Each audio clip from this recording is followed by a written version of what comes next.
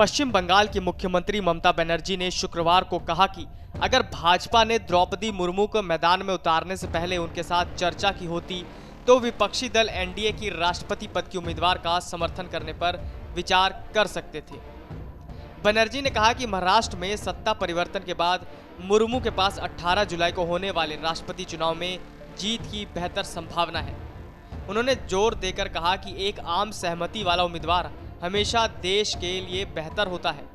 बनर्जी ने यहां एक रथ यात्रा कार्यक्रम से इतर संवाददाताओं से कहा, भाजपा की राष्ट्रपति पद की उम्मीदवार द्रौपदी मुर्मू के पास महाराष्ट्र में हुए डेवलपमेंट के कारण बेहतर संभावनाएं हैं। अगर भाजपा ने मुर्मू के नाम की घोषणा करने से पहले हमारा सुझाव मांगा होता तो हम भी अधिक हितों को ध्यान में रखते हुए इस पर विचार कर सकते थे।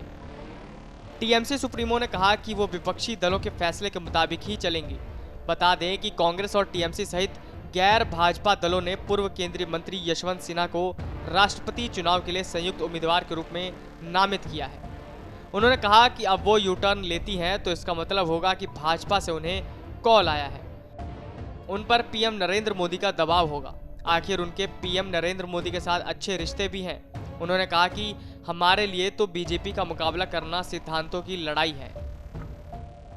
ममता बनर्जी ने कहा कि यदि हमें पता होता कि वो आदिवासी महिला या फिर अल्पसंख्यक समुदाय के किसी व्यक्ति को राष्ट्रपति उम्मीदवार बनाना चाहते हैं तो फिर हम भी विचार करते।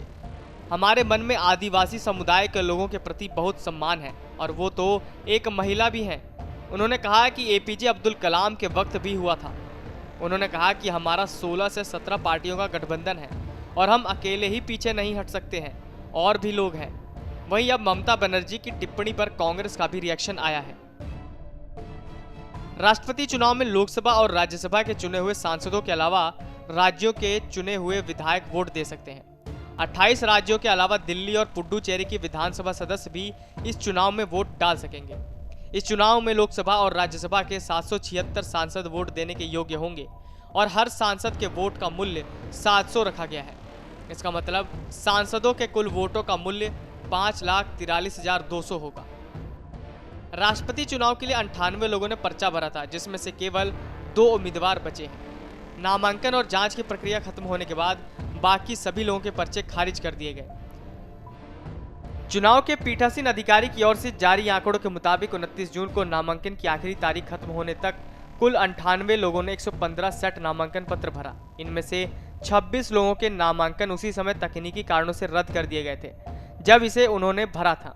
बाकी 72 लोगों के नामांकन पत्र की जांच गुरुवार को की गई, जिनमें से केवल एनडीए उम्मीदवार द्रौपदी मुर्मू और यूपीए उम्मीदवार यशवंत सिन्हा का नामांकन ही सही पाया गया।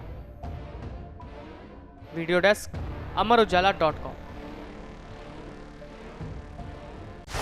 डाउनलोड करें अमर उजाला ऐप और पाएं खबरें लगातार। अगर आप ये वीडियो YouTube पर देख रहे हैं तो हमारे चैनल को सब्सक्राइब करें और बेल आइकन को दबाना ना भूलें। अगर आप Facebook पर ये वीडियो देख रहे हैं तो हमारे पेज को लाइक करें।